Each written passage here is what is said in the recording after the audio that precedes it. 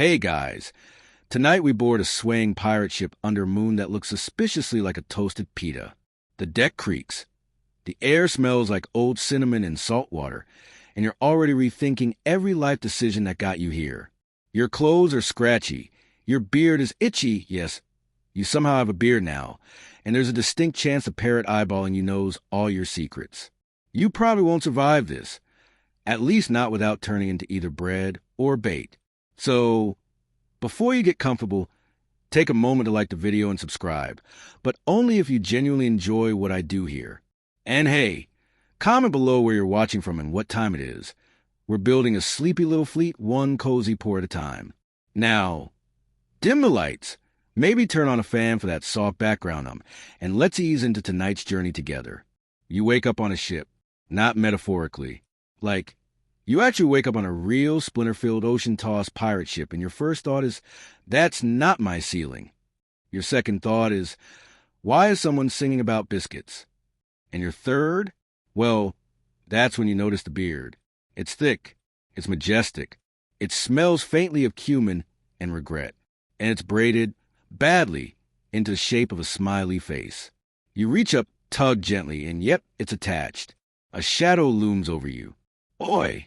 Grumbles a voice like burnt toast. Who vandalized a beard? A pirate stares down at you with one eye twitching and the other clearly fake. It's a spoon painted gold. He wears robes that look suspiciously like ancient Egyptian linen, only with extra leather belts for dramatic effect. On his shoulder is a cat. The cat is also wearing an eye patch. Turns out, you've been mistaken for the infamous Yeast Whisperer, a mystical baking pirate prophesied to rise when the moon turns into a crescent roll. Unfortunately, someone scribbled a fake name onto your bunk. Probably Steve, the ship's prankster/muffin cannon operator. Classic Steve. You try to explain, but the captain said he's soft crust, interrupts you. Only two kinds of pirates don't take their ceremonial beards seriously, he says.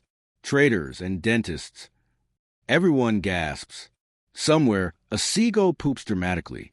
You try to defend your grooming decisions. I thought it was just, for style. A pause.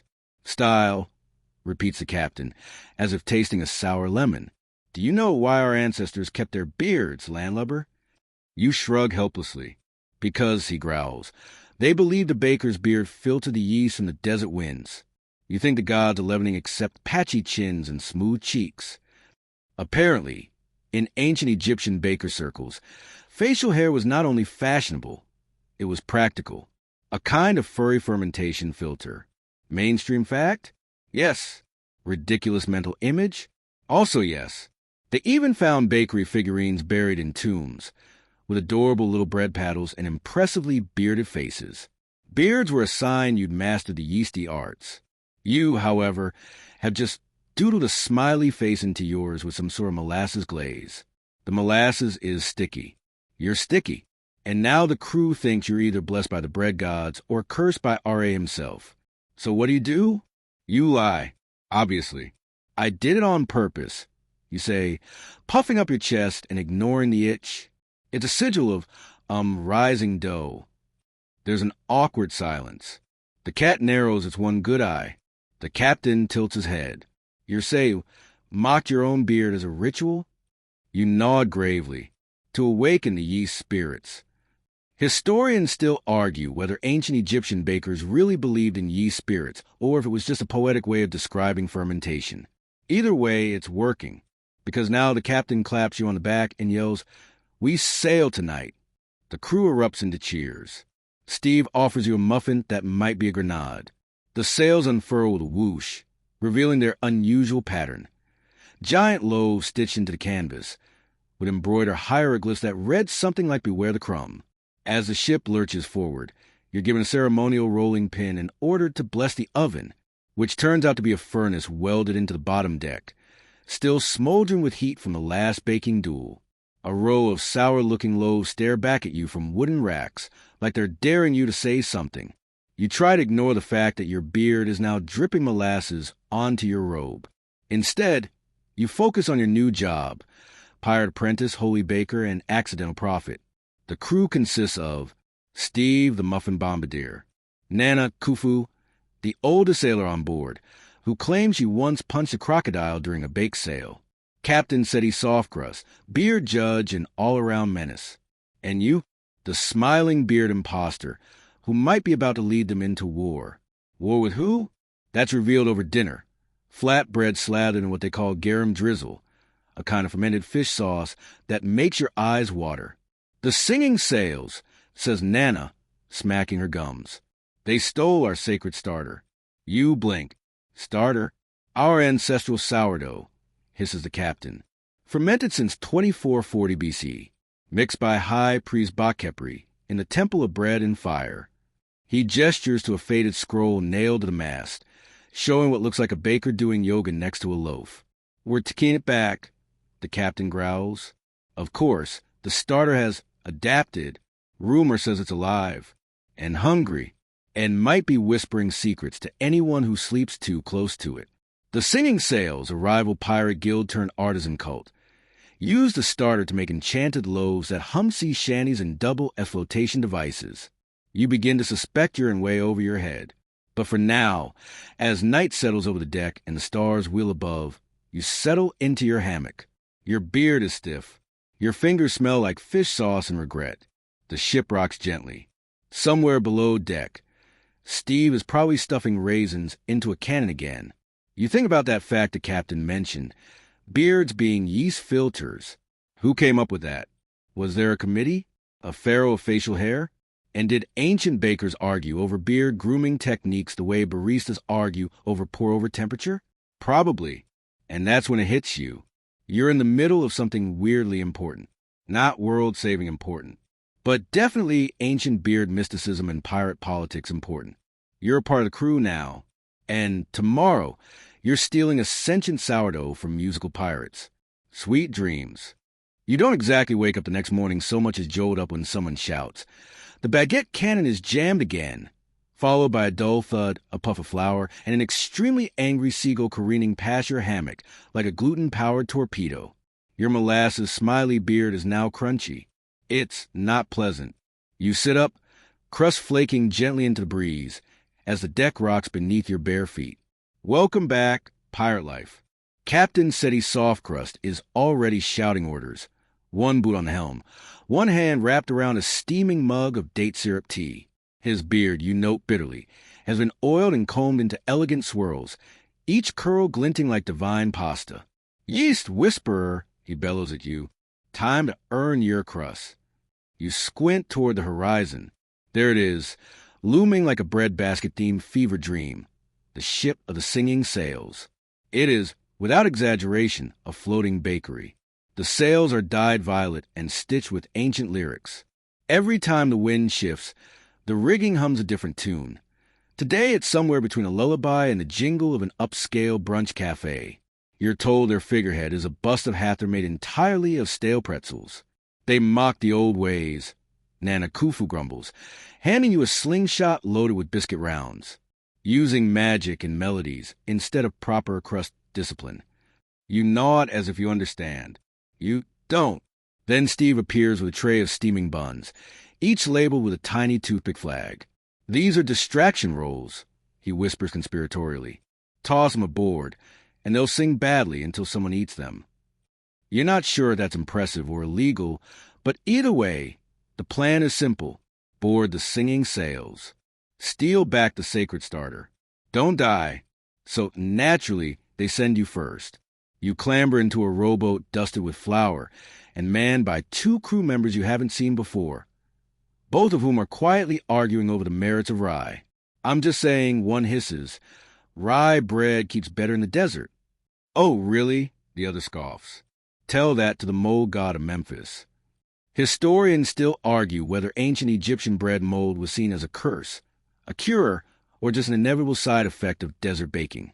Some tombs even contain moldy loaves, intentionally buried as gifts to the underworld's gut biome, according to fringe theories. You try not to think about mold gods as the Singing Sails drift closer. Music filters down from their deck. It's jazzy. You hate that you're tapping your foot. You grip your distraction rolls. The signal is given. Yeet. Your buns fly. They land with perfect comedic timing. One hits a flute player in the shin and bursts into a polka. The others roll along the deck, yodeling softly. Chaos erupts. Musicians drop instruments. Bakers scream. A loaf cannon misfires and sprays powdered sugar into the air like festive doom. That's your moment. You scale the hull using a rope made of braided bread twine. Why they had this, you don't ask. And drop silently into a corridor that smells like cinnamon and mutiny. There it is, the sacred starter, sitting on a pedestal in a glass jar. It's bubbling ominously, a faint blue glow pulsing from within. You tiptoe closer, heart pounding. And then it speaks. Who dares disturb me? It burbles in a voice that sounds like berry white gargling warm pancake syrup. You freeze. I am the yeast whisperer. You whisper, voice cracking like an undercooked crouton. The starter gurgles thoughtfully. Whispering isn't necessary. I am bread. I am eternal. I am slightly hungry. You glance around for traps. Nothing. The starter continues. They sang to me, fed me honey, but I miss the old ways. The beardy ones. Are you beardy? You nod and tilt your chin up, revealing your unfortunate molasses goatee. The jar hums. Acceptable. Take me. You grab it. At that moment, an alarm bell rings. Except it's not a bell. It's an organ that plays a melody we didn't start the fire, but in frigid mode. You bolt. Bakers chase you, wielding pizza paddles like swords. Someone launches a rolling pin like a javelin. You duck just in time for it to skewer a motivational poster. Believe in yourself and your crumb. Back to the deck. Back down the rope. Into the rowboat. You fall in a heap beside your wry-arguing crewmates and shout, "Row!" Back on your ship, the crew erupts in applause as you clutch the jar like at a newborn that might explode. But Captain Seti frowns. It glows now. You shrug. It talked to me. The cat on his shoulder blinks slowly. You talk to the starter? Briefly, you admit, it's charming. Nana leans over, peering into the jar. This ain't normal. Yeast doesn't usually flirt. A quick consensus is reached. The starter must be tested.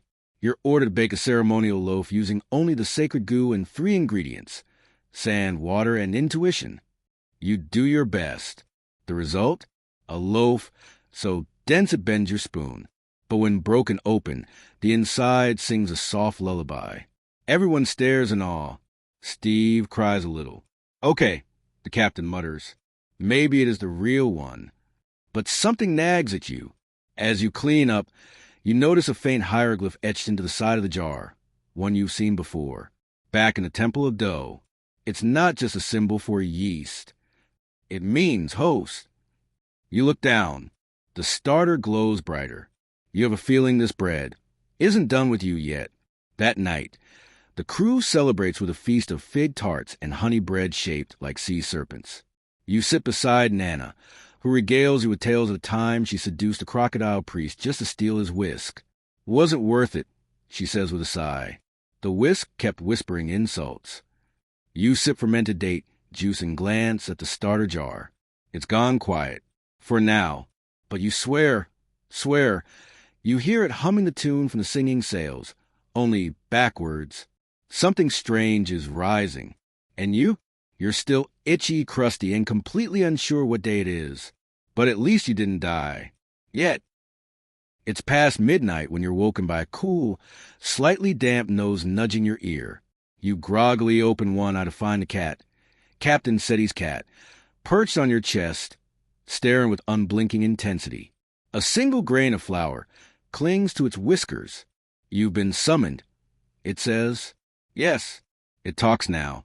You follow it. Because what else are you going to do? Say no to a pirate cat that might also be a minor deity? The ship is hushed under a quilt of stars. The sails billow lazily, humming some dreamy tune from earlier, muffled like a memory under a blanket. You pad barefoot across the flour-dusted deck, stepping over snoring pirates and occasional rogue raisin. You're led below decks into a room that smells oddly of lavender and something else. Something wrong. It hits you as the door creaks open. Crocodile dung. The cat wrinkles its nose. Spa cult, it mutters. Always reeks of confidence and decay. Inside, You find a low-lit chamber strung with glowing papyrus lanterns, walls painted with serene gods, and lows and mid-rise. A trio of figures draped in golden linen hover over bubbling bowls, applying greenish paste to their arms, legs, and yes, faces. Welcome, one says in a sing-song voice, to the temple of divine skincare and yeast alignment. You blink. I thought we were pirates. You are, says another, but you've entered sacred Nile waters. Here, you follow Nile law. And Nile law requires exfoliation, and thus begins the weirdest hostage situation of your life.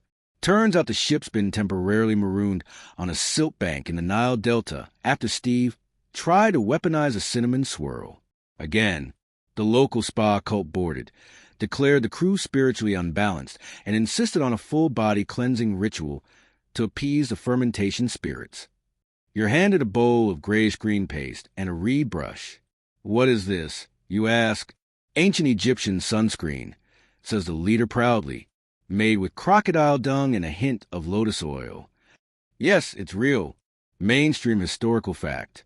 The ancient Egyptians used crocodile dung as part of their skincare and contraception regimens. Why? Because it was believed to have magical and antiseptic properties. Did it work? Historians still argue whether it offered any genuine protection or just terrified people into staying 6 feet away. You're told to apply it liberally. So you do, gagging slightly. It squelches unpleasantly between your fingers and smells like a swamp took up smoking. The spa cult continues the treatment with chants and a massage involving hot breadstones. You lie back, stunned, wondering if this is what enlightenment feels like, confused, crusty, and slightly betrayed by your nose. The leader leans over you. Tell us your beard secrets, oh yeast whisperer. You pause. What kind of secrets? The sacred shape you carved. The smiley. Oh, you say. It's, modern hieroglyphics. They gasp. You're not sure what part impresses them, the audacity or the idiocy, but they buy it. You are officially declared yeast ascendant, which means you now have to lead a sacred bread-breathing exercise every morning for the crew. Great. The next day, while your pores are still weeping regrets, Captain said he gathers everyone on deck. The sails are slack. The river is still. The only sound is a distant frog trying to beatbox. We need fresh supplies, the captain grunts, and someone needs to negotiate with the locals. Everyone looks at you, because of course they do. You're rowed to shore, still smelling like a dung souffle. We are greeted by a group of serene women dressed in turquoise robes. Their leader wears a crown made of date leaves and his eyebrows like a sliced cheese. We've been expecting you, she says. Naturally, you're led through fields of barley, past stone ovens that is gently with golden loaves. The cult, it turns out, is highly efficient. They offer spa treatments, fresh bread, beard oils, and spiritual counseling, all for the price of a single secret. You choose your words carefully. Did you know ancient bakers wore fake beards, even if they couldn't grow one? She tilts her head. Of course. We invented the stick-on goatee. You got nothing. Still, they accept your offering and give you what you came for. Flour, salt, a crate of honey, and a jar of what they call Whispers of R.A., a rare fermentation booster said to accelerate proofing and possibly summon ancient beings. You really wish someone would stop inventing sentient bread products. As you row back, you feel something odd, a tingle in your beard. The sacred starter in your satchel starts bubbling again, whispering things like, "Need me gently," and "the crust remembers." You try to ignore it. Back on the ship, the supplies are celebrated. Steve bakes a loaf shaped like a camel. Nana tries to arm wrestle one of the spa cultists and sprains her eyebrow. And you? You hide in the galley, scrubbing dung paste from your arms and whispering to the jar. "Be cool," you mutter. "We got enough weird already." The starter burbles, and then quietly it laughs. That night, the air feels thicker. The moon is bloated. The sails twitch even though there's no wind. You lie awake, remembering the spa cult's parting words. When the beer begins to curl without wind, and the yeast sings of fire, the great bake-off approaches. You have no idea what that means. But you have a feeling it involves more singing loaves, more magical bread, and a whole lot of crumbs. You drift off anyway. The the Nile lapping gently at the hull, the stars swaying overhead like sleepy gods peeking through sugar clouds. Tomorrow will be stranger, but for now, let the fermentation rise slow, and let your dream smell faintly of cinnamon and catastrophe.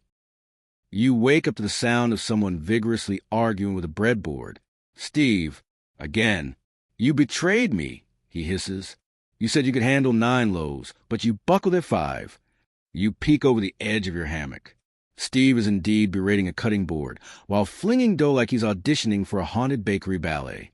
The starter jar, meanwhile, pulses gently on the counter, its glow now a deep, mysterious gold. Outside, it's raining frogs. Not metaphorically, not spiritually. Actual frogs. They're small, politely rib-biting, and mostly harmless, though one did try climbing into the galley's flour bin, and is now considered part of the crew. His name is Crouton. You slide out of your hammock, crunching a few roe breadcrumbs beneath your feet, and shuffle up to the deck. The crew is gathered silently at the rail, staring out across the Nile. That's when you see it. A floating island. No, not an actual landmass. A raft. An enormous, creaking flotilla made entirely of bakery carts, steam ovens, temple fragments, and what appears to be an old obelisk balanced precariously on a sourdough dome. Upon it stands a figure cloaked in flour-dusted robes, arms outstretched to the sky. Behind them, dozens of devotees chant in lo-fi Gregorian beatboxing, occasionally interrupted by the sizzling of pita frying in holy oil. "Welcome," intones Captain Seti, "to the cult of the 11th horizon." You mutter, "I don't like the word cult this early in the day." He nods grimly. They're on a pilgrimage, seeking the crumb beyond time. Nana elbows you. It's real, you know. An eternal slice. Never molds, never dries, still warm. Historians still argue whether ancient Egyptian bread cults actually sought mystical loaves, or if this was just metaphorical, spiritual yearning baked in with societal carbohydrate dependency. But a few fringe papyri suggest certain temples preserved loaves in elaborate tombs, claiming divine expiration dates. You ask cautiously, "Are we joining them?" "No," Seti says. "We're racing them." Before you can protest, Nana is already hoisting a sail made of stitched-together napkins. The crew breaks into song, something vaguely sea shanty adjacent with suspicious number of rhymes for crust. And just like that, you're in a bread-based regatta on the Nile. The wind catches. Your ship surges forward. The cult's raft creaks ominously, but stays ahead, propelled by what looks like a mechanical rudder powered by fermented chickpeas. You take the helm. "Left," someone shouts. Too much left. Why is there a goat on the Mizimus? No one has answers. Then it happens. The sacred starter in your satchel jolts. A soft pop of energy. The smell of fresh brioche floods your senses. And suddenly, the water ahead parts. Not like the Red Sea. No, more like a wet shrug. A trench forms, flanked by rising walls of frothy dough. You blink. Steve faints. The cult raft veers, but your ship charges straight through. The trench trembles. Somewhere a voice booms, not aloud, but in you. "Wish me well," it says. The final bait draws near. You don't even bother responding anymore. The trench opens into a lagoon hidden by reeds. Mist rolls over the surface like sugar glaze. In the center, rising from the water like a forgotten breadstick of destiny, is a monument shaped like a baguette. Captain Seti's eyes widen. The crustolith. Nana gasps. Realer than my third husband's excuses. Legend tells of a monolithic bread relic carved by divine bakers during the reign of Pharaoh Fluffhotep.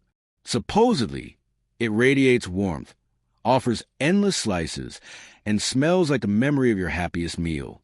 You dock beside it. The cult raft floats in behind you, eerily silent now. Their leader steps onto the water, like it's solid ground, which it apparently is if your jaw-drop crew is any indication.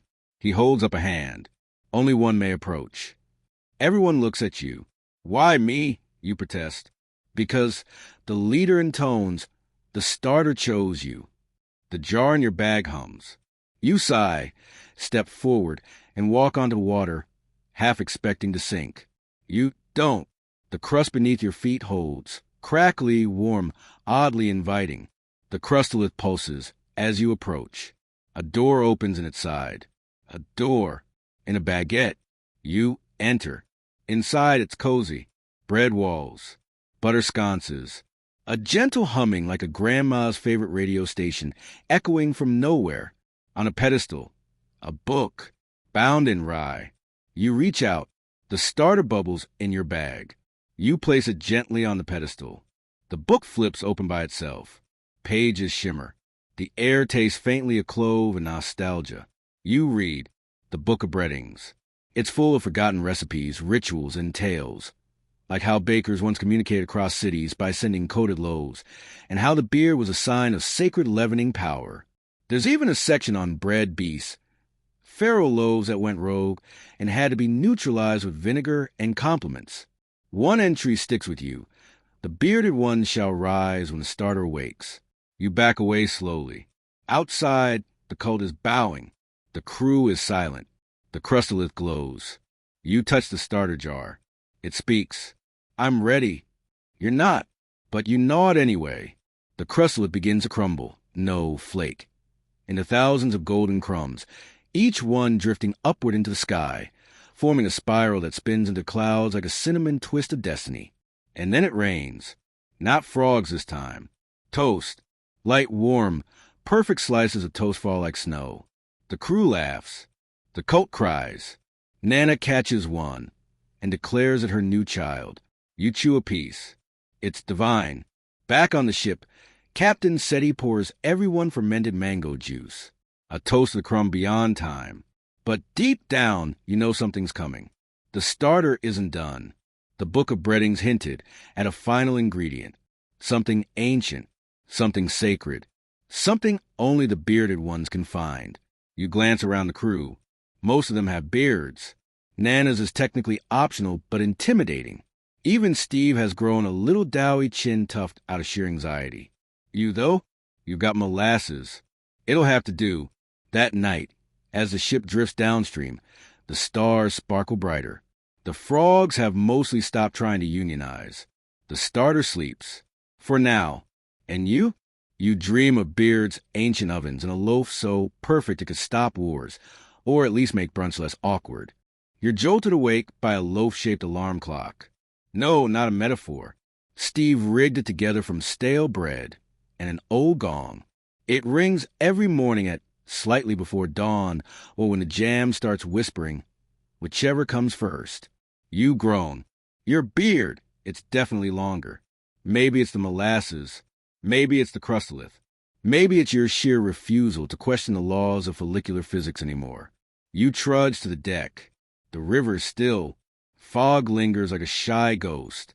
The sails flap lazily, coated in powdered sugar from last night's toast fall. Captain Seti's already there, leaning over a scroll with lines and symbols that make your head itch. The map changed, he says. You squint. He's right.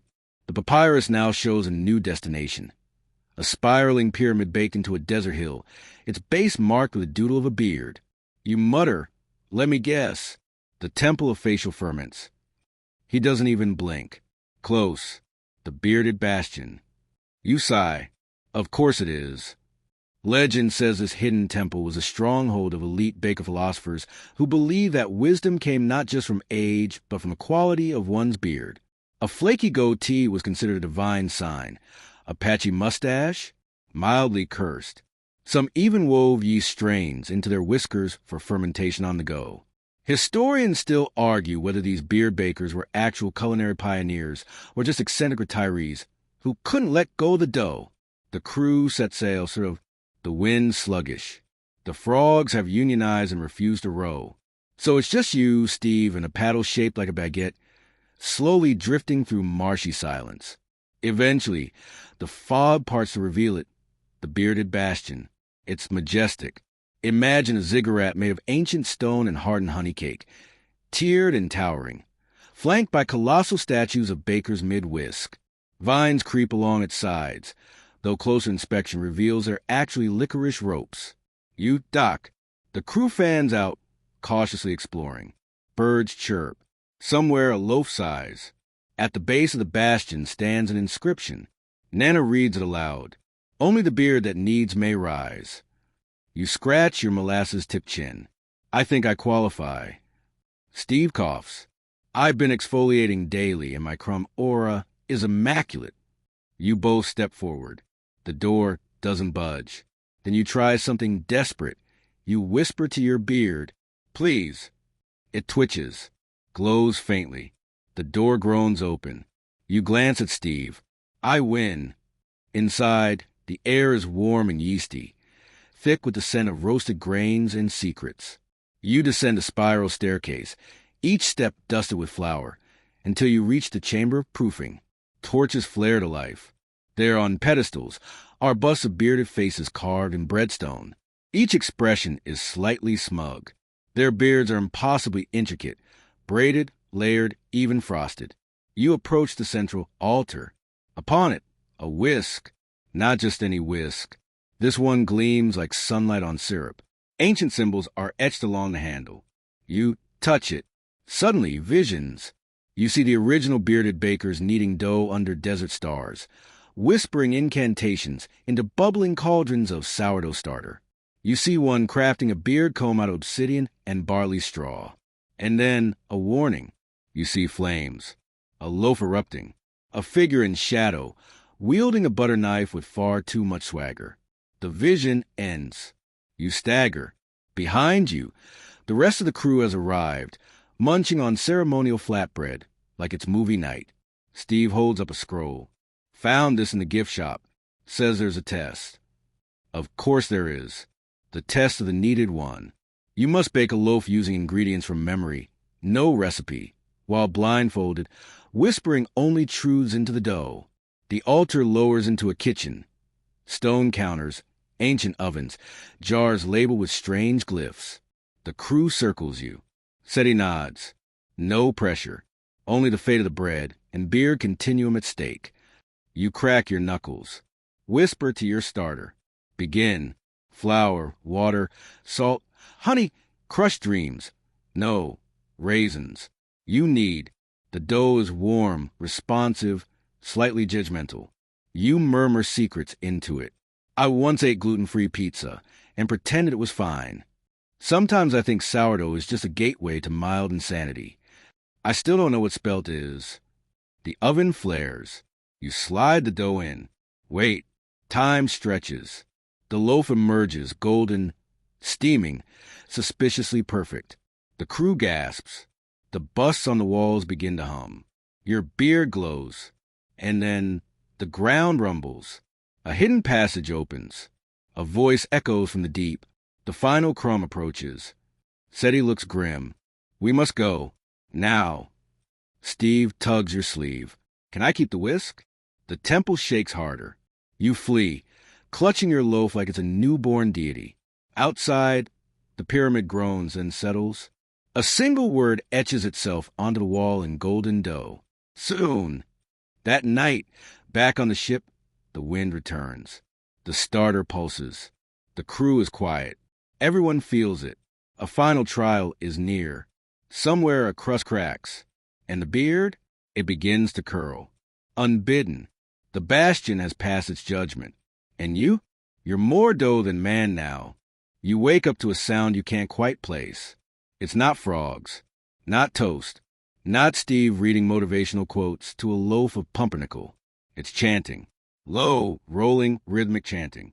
You sit up slowly. Your beard has curled itself into a spiral overnight. Steve says it's a sign. Nana says it's because you slept face down in a cinnamon roll. Outside, the sun rises like an overbaked yolk in the sky. You squint toward the shore. A procession is forming. Dozens of figures, tall, robed, all with incredibly elaborate beards, are gliding toward your ship across a river of gelatin. Yes, gelatin. It shimmers like amber and smells vaguely of nutmeg and unresolved tension. Seti peers through his telescope, muttering, "The order of the sacred crumb." You blink. That's the real thing? Oh, yes. Nana replies, tightening a robe you're fairly sure used to be her shower curtain. They guard the final ingredient. And they never travel without a theme song. Sure enough, As the procession gets closer, you hear a swelling chorus of harps, kazoo harmonies, and something that sounds like a tuba gargling jam.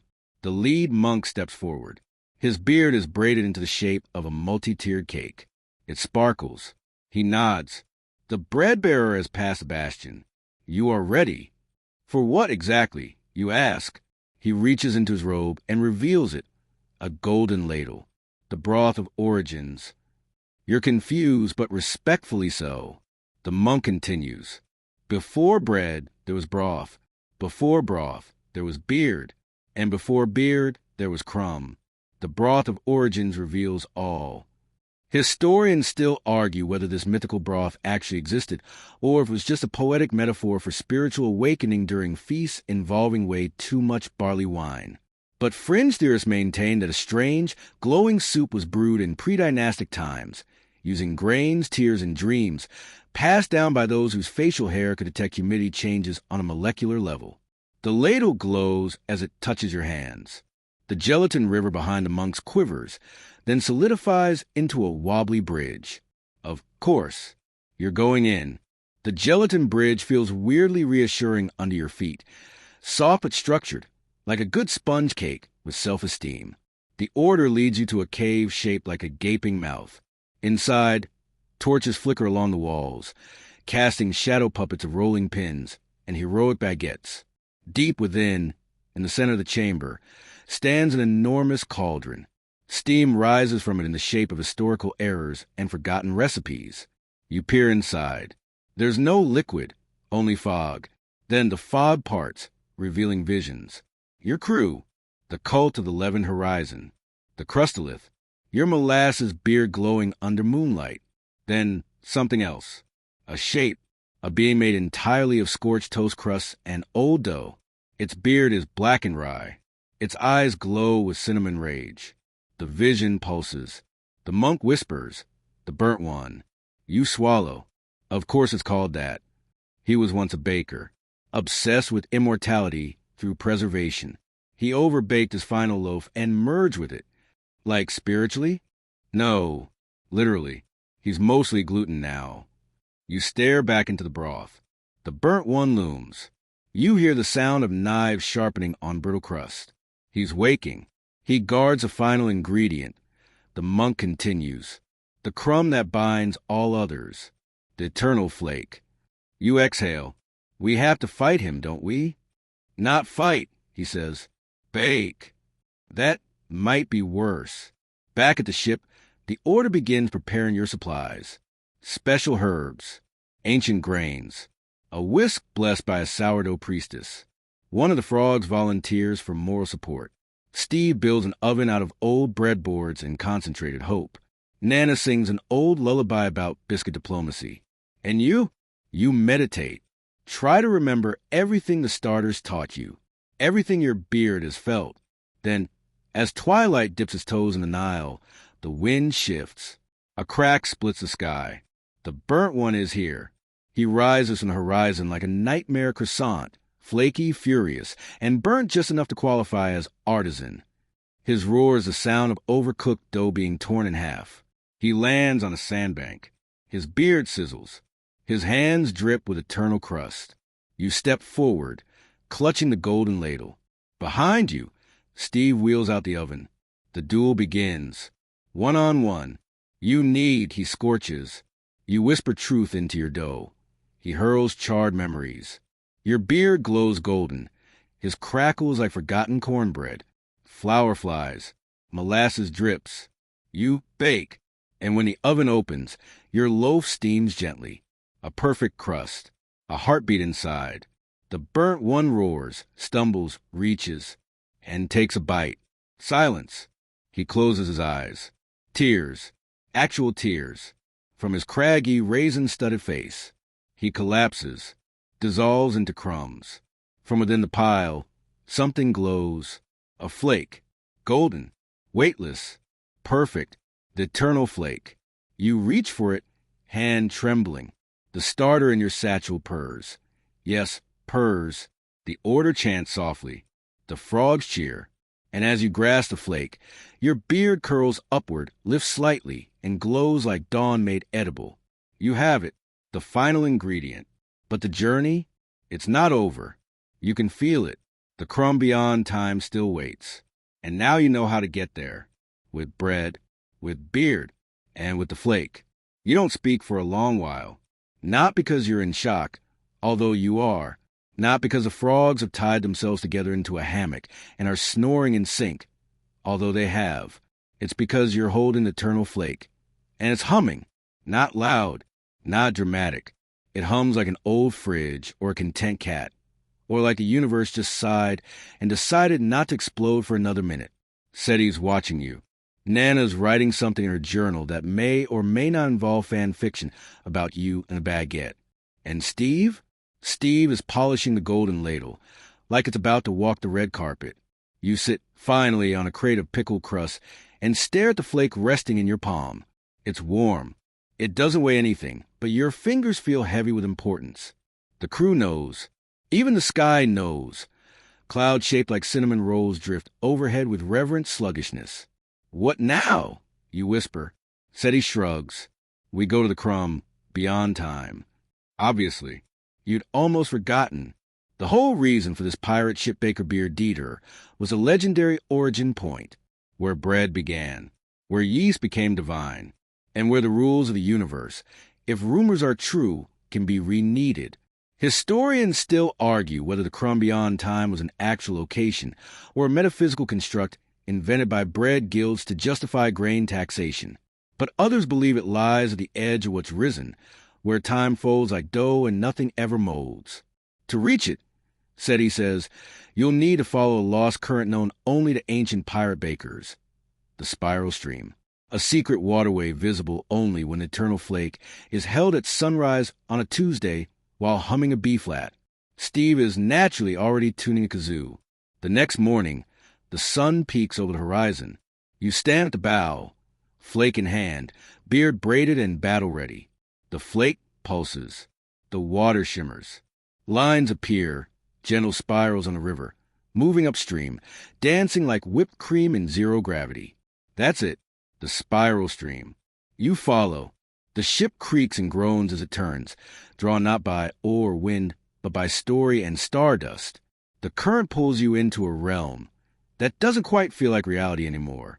You pass through mist that smells like rye dreams. The skies shift from day to night to some soft in-between, where stars blink slowly, like they're nodding off mid-conversation. Time here is stretchy. 1 minute. Steve's teaching a fraud the basics of gluten development. The next, Nana's 12 years old and winning a beard-growing contest against a pharaoh's cousin. And you? You find yourself remembering things you've never lived. Kneading bread on the deck of a 3,000-year-old trireme, whispering secrets to a sesame seed oracle, carving sourdough into runes for safe passage. These aren't dreams. They're echoes. The spiral stream folds time like pastry, layering centuries on top of each other in delicate golden swirls. Ahead, a gate. You didn't see it at first, because it's made entirely of steam and certainty. It rises like a veil, floating, soft, warm like a bakery at dawn. You pass through, and there it is, the crumb beyond time. No cliffs, no cities, no colossal temples. Just the field, golden, endless. Grain waves roll gently, shimmering in slow motion. In the center stands a single table. On it, a bowl, a spoon, and a lump of dough, gently rising. You disembark. Every step feels holy. You approach the table. The air here is quiet, but not empty. It's filled with the sound of proofing, a gentle puff of fermentation, the sigh of transformation. You understand instinctively. This is where all dough begins, where every loaf, every naan, every challah, every moon-shaped village bread first dreamed of rising. Seti stands beside you, silent. Steve has tears in his eyes. Nana's beard is glowing softly in the shape of an infinity symbol. You reach for the dough, and your hand stops. You're not alone. From the grain field, a figure approaches. She's tall, hooded, smiling in that I know your entire life, and also how you cried during that one yeast disaster kind of way. Her beard is light itself, shifting with every step. She is the keeper of the first bake. I've been expecting you, she says, because of course she does. You offer her the eternal flake. She shakes her head. You keep that. You've earned it. Instead, she gestures to the bowl. You must bake. One final time. No magic. No shortcuts. Just you, the ingredients, and the truth. You look down. The dough is ready. Perfect hydration. Smooth as hope. You lift it. A fire pit materializes. A circle of stone with coals already glowing, fed by centuries of forgotten crusts. You place the dough inside. It begins to bake. And as it does, you hear things. Laughter. Stories. The moment a mother teaches a child in need. The crackle of a crust at midnight. Every bread that ever mattered. Even the burned ones. Especially the burned ones. Time passes. Or maybe it pauses. And when the bread emerges, it's simple, round, golden. You break it open. Steam curls upward like incense. The keeper nods. The world remembers itself. You blink. She's gone. So is the field. You're back on the ship, holding a warm loaf, the flake tucked inside. Seti raises an eyebrow. So, that happened. You nod, slowly. Was it worth it? Steve asks, nibbling on a holy crouton. You smile. Your beard flutters in the breeze. Yes, you whisper. I remember everything now. The frogs break into spontaneous a cappella. You set sail, and somewhere far behind you, the crumb beyond time continues rising forever. You don't speak much for the next few days. None of you do. It's not that you're sad. It's not that you run out of bread puns, though. To be fair, you're dangerously close. It's the silence that follows revelation, that dreamy stillness after a truth so big it can't be folded back into words. Not even croissant style. Your ship sails slowly, gently, as if reluctant to break the calm. The frogs are quiet. Steve has taken up embroidery. Nan and its clouds into scarves, and Seti is writing haiku about yeast. Bad ones, but still. And you? You hold the loaf. Not to eat, just to feel it. Still warm, still humming. A bread with memory. A crumb with time inside. You think about what comes next. Not just your piratey escapades or your nightly beer conditioning, but what you do with what you've seen, what you become. And right on cue, as if the universe enjoys ruining introspection with spectacle, a thunderclap explodes across the sky like a goat's sneezing glitter. Black sails appear on the horizon. Then another. Then 10. They cut through the water like angry bread knives. Steve peers through the telescope. Oh. Seti narrows his eyes. It's the Mold Armada. You sigh.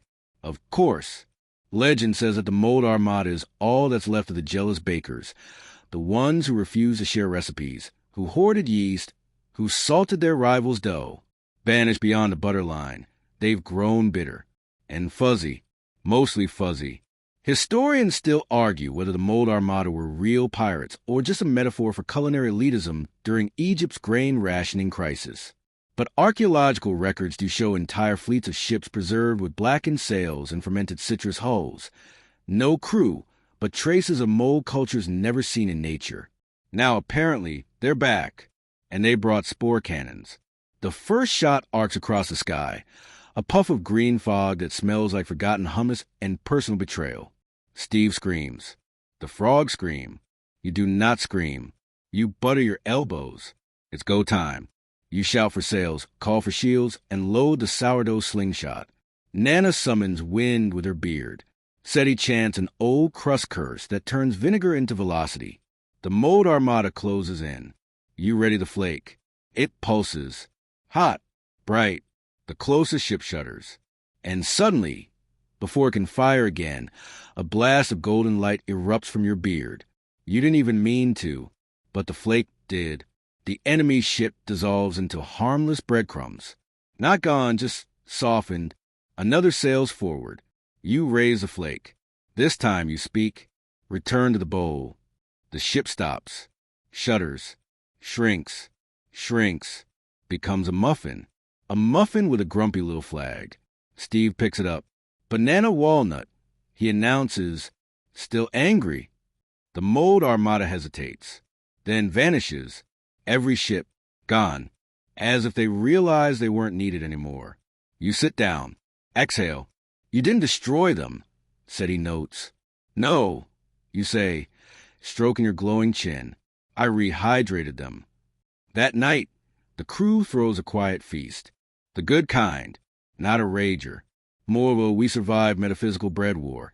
And now we're eating root soup under stars that blink knowingly kind of thing. The moon hangs low. The frogs read bedtime stories to each other. Nana hums lullabies in ancient gluten dialect. And you? You climb up to the crow's nest with a fresh piece of bread, torn from the loaf beyond time.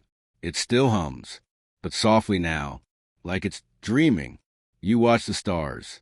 They seem closer than usual, like they're peeking in. You remember what the keeper said. No magic, no shortcuts, just you, the ingredients, and the truth. You wonder if the flake is even magical, or if it's just memory. Maybe those are the same thing. Down below, Seti snores. Steve is arguing with a crab. Nana's beard is braiding itself into constellations. You smile, and for the first time in a while, you let yourself rest because you know there's more to come. And when it does, you'll rise again, just like bread. You wake up in the crow's nest to the smell of something very suspicious. Something burning, not ship burning, not battle burning. Worse, burnt toast. You nearly fall out of the nest, clutching the loaf beyond time, like it's a sleepy kitten with trauma. Below, Steve stands proudly by a makeshift toaster rig from sunbeams, mirrors, and a vaguely cursed spatula. Surprise, he calls. I made breakfast. You stare at the charred slices. He beams. You take a deep breath and try to find your inner zen, only to hear a soft giggle from behind you. Nana, floating on her beard like a hammock, sipping what appears to be lukewarm molasses tea. You're going to need that zen, she says, pointing toward the eastern sky. You follow her gaze. Oh no, a pyramid, sailing toward you. Yes, sailing. It glides on a base of sandalwood skates, driven by synchronized crocodiles in tiny vests. An ancient Egyptian sail flaps above it, embroidered with golden hieroglyphs that read. The final recipe must be claimed. Seti groans. Ugh, bureaucrats. You nod. Let me guess, secret ye society? Worse, Nana mutters. The Committee of Sacred Crumbs. Historians still argue whether the Committee of Sacred Crumbs was a legitimate council of ancient grain theologians or just a particularly aggressive guild of ceremonial bakers who didn't believe in sharing the sponge. Either way, their influence ran deep. Temples, taxes, even who got to wear those fashionable oven mitts during solstice festivals. And now, apparently, they're here to challenge you, because you hold the flake. And that means you're in violation of approximately every article in their crumb codex. They dock beside your ship with a ceremonial screech of 1,000 violins being played by over-caffeinated cats. A delegation emerges. 5 figures in robes made of woven pita. Their beards are identical, stiff-forked, perfumed with cumin and disdain. The lead one speaks. You must surrender the loaf. It is not for pirates. You raise a brow. I'm also technically a baker, with a beard, and a permit signed by the spirit of the first bake. He snorts. She hasn't been seen in... Yeah, we had muffins, you interrupt. He sputters. You dare interrupt the High Commandant? Steve laughs. Nana unbraids a threat into her beard. Seti whispers, we could just turn them into baguettes. You shake your head.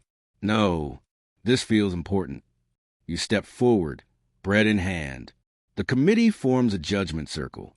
We will test you, one intones, as the ancients were tested. A gong sounds. The ground beneath you shifts. You're not on the ship anymore. You're in a giant arena made entirely of dough. The walls rise, sticky and high. The crowd is made of memories, ghosts of bakers past, cheering or jeering or kneading phantom loaves. You stand in the center, the flake in your pocket, a whisk in one hand, a bowl in the other. This is the trial of the crumb. According to lore, few passed. Most failed somewhere between the scone spiral and the muffin maze. And of course, There's the infamous bagel gauntlet. No one's finished it since the reign of Pharaoh Tutibake IV. First, the proofing pit. You leap in. The temperature fluctuates wildly. Too hot, too cold. You have to maintain the perfect rise. No overproofing, no underproofing. You shape the dough with your breath. Hum gently. Listen. The dough sighs, rises. You rise with it. Next, the spiral of scones. A labyrinth of temptation. Warm scones with jam. Scones with butter. Scones whispering insults in posh accents. You resist. Mostly. Okay, you lick one. But you don't stop. You exit with dignity. And a raspberry smear on your nose. Then, the bagel gauntlet. 12 bagels. 12 flavors. One chance. You must toss them through flaming hoops onto pegs carved from sacred cinnamon bark, each representing a principle of the baker's code. Rise. Rest. Fold. Wait. Share. Fail. Try. Laugh. Need. Watch. Burn. Begin again. You miss 3. Land 9. The crowd holds its breath. The last peg glows. You toss the final bagel. It hangs in the air. Spins. Spins. Lands. Perfect. Silence. Then applause. The dough walls collapse into sourdough confetti. You stand alone in the center, breathing hard, beard slightly steamed, arms sticky but victorious. The committee approaches. They bow. Not much. Not deeply. But enough. You have passed, says a high commandant. You are now officially the keeper of the flake. Steve squeals. Seti faints poetically. Nana knits you a sash on the spot. But you just hold the loaf. And realize what it means. You're not just a pirate. You're not just a baker. You are now responsible for the memory of bread. Every crust, every crumb, every stolen muffin. You're the story that will rise again. That night, back on the ship, the stars are brighter. The frogs compose a sea shanty in your honor. Steve toasts burnt toast. And you? You carve a tiny symbol into the mast. A flake, a beard, a loaf. Because this ship isn't just a ship now. It's a temple. A temple with sails and questionable hygiene, sure, but a temple nonetheless. And tomorrow, you'll set course for the whipped cream aisles. Because there are still flavors to find, stories to bake, and mysteries to crumb. The dawn arrives slow and buttery, like the perfect croissant, golden, layered, and whispering promises of flaky adventures ahead. You wake tangled in your hammock, which smells faintly of molasses and wild yeast, and you realize your beard has somehow grown an extra braid overnight. That's either magic or Steve's new beard conditioner. You're not sure which, but both seem equally plausible. The crew is already bustling. Nana humming something about a beard-themed lullaby while sharpening her cinnamon bark knives. Seti rewriting ancient yeast recipes in what looks suspiciously like pirate shorthand, and Steve conducting impromptu choir frogs who had apparently mastered row, row, row your boat in 3-part harmony. You listen for a moment, thinking, yep, this is definitely life now. The loaf beyond time rests safely in its basket, humming softly like a sleepy cat after a feast. You stroke its crusty exterior and wonder how something so simple could hold so much meaning. Crumbs of history, whispers of forgotten kitchens, the souls of bakers long past. It's more than bread. It's a story you carry now, a story that kneads itself into every sunrise. As you prepare the ship to set sail, the wind shifts, carrying the scent of something sweet and mysterious, like caramelized sugar mixed with salt air and the faintest hint of ancient cinnamon. The whipped cream aisles await, floating somewhere beyond the horizon, a place rumored to be the birthplace of the fluffiest meringues and the most mischievous sea sprites. Historians still argue whether the whipped cream aisles actually exist or are just a delicious metaphor for unattainable perfection, but as you hoist the sails and catch the breeze, you don't much care. You're a pirate, a baker, a keeper of ancient crumbs, and you're ready for whatever mysteries and pastries await. The ship glides forward, cutting through the sparkling waves like a knife through butter. Your beard catches the sun, shimmering with golden light, and for a moment, everything feels just right, soft, warm, and full of possibility. Tonight, you'll dream of crusts and kingdoms, of yeast rebellions and sugar-crowned monarchs. You'll rest knowing you carry the weight of countless stories and the hope of many more yet to rise. And as the stars blink awake in the velvet sky, you whisper to wind, may every loaf find its perfect rise. The frogs croon a gentle lullaby, the sea hums a soothing tune, and your ship, your floating temple of flower and dreams, sails on into the soft night. Sleep now, dear pirate. Sweet dreams are baked fresh every dawn. The night wraps around you like a warm, well-worn blanket, heavy with the scent of freshly baked bread and quiet seas. The world outside softens, the edges of the ship fading gently into the low twilight. Your breath slows. The hum of the loaf beside you is a steady heartbeat, a reminder that stories never truly end. They just rest, ready to be needed anew. You feel the calm settle in your bones, a slow, rhythmic peace that invites your mind to wander through fields of golden grain and endless horizons of possibility. Somewhere far away, the whispers of ancient bakers mingle with the songs of the frogs, a chorus of gentle echoes carrying you deeper into restful night. Let go of the day's worries, the tangled threads of what if and what next. Here, now, there's only the soft glow of stars overhead and the quiet promise of morning light, where everything will rise again, fresh, hopeful, and full of wonder. Close your eyes. Breathe in the sweetness of this moment, and drift slowly, softly, into dreams where pirates dance on sugar waves and ancient breads tell their tales in the language of warmth and love. Good night, brave baker. Good night, gentle pirate. The sea is calm. The night is yours. And tomorrow, the adventure continues.